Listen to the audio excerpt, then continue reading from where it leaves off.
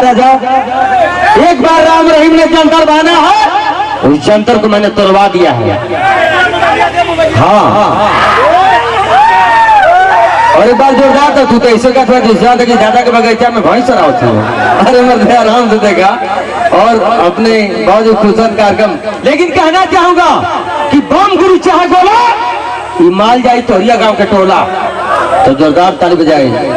और आइए बताना चाहूंगा बहुत ही खूबसूरत प्यार जो हमारी सुपरस्टार कलाकार हुआ करती है मिस संगीता और मिस माहिया जी, इनके लिए कहना चाहूंगा दोस्तों, यहाँ का आदमी ये आजमगढ़ का या सोनकर परिवार का आदमी क्या कर सकल तो के पता है? यहाँ का आदमी रुपया के 2 पैसा बना दिया, मिला के रात बगीचा दिखा दिया।